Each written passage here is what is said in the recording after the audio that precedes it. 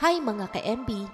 Sa banal at mahiwagang panahong ito, nais ko kayong batiin ng isang Paskong mapayapa, masaya at hitik sa biyaya.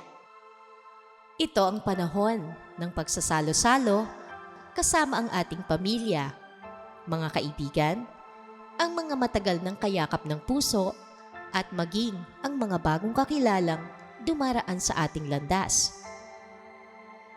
Habang patuloy tayong naglalakbay sa buhay, may liwanag man o dilim, alalahanin natin na lahat ng ito ay may saysay.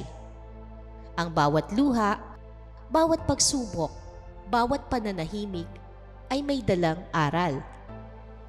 Sapagkat kung walang dilim, hindi natin tunay na makikita ang liwanag. Kung walang sakit, hindi ganap ang paglago ng ating puso, isip at kaluluwa. Kahit hindi Pasko, naway piliin pa rin nating magmahal at magpasalamat sa maliit man o malalaking biyaya. Dahil sa pasasalamat, nagsisimula ang himala. At sa pagmamahal, ito'y patuloy na nabubuhay. Sa mga pusong may tampo at sugat, ngayon ang tamang panahon ng paghilom. Panahon ito ng pagbubuklod, ng pagbibigay daan sa kapatawaran, at ng pag-alala na iisa lamang ang ating pinanggalingan. Ang pagbibigay ay hindi lamang isang gawain ng Disyembre, kundi isang pamumuhay na maaari nating dalhin sa bawat araw. Pairalin natin ang malasakit at empatiya, ang kakayahang maramdaman ang isa't isa, sapagkat hindi lamang tayo ang mahalaga sa mundong ito. Ang bawat nilalang ay may lugar, may saysay at may liwanag na ambag. Kapag dumamay tayo sa iba, tunay nating niyayakap ang sarili nating pagkatao. At higit sa lahat, pagmamahal.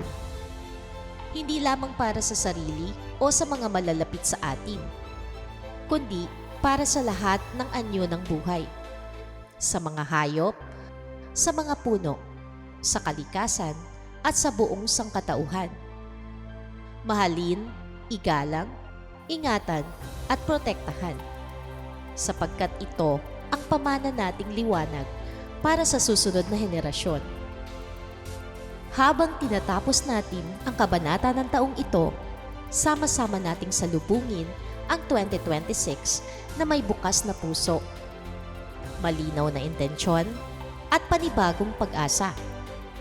Isang taon ng mas may malayang pagmamahal, mas matibay na liwanag at mas mataas na kamalayan para sa ating lahat.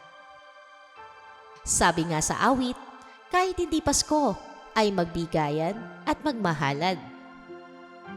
So, maligayang panahon ng pagmamahalan at liwanag sa inyong lahat.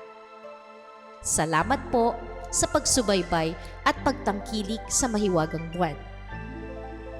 Peace, love, and light. Thanks for watching.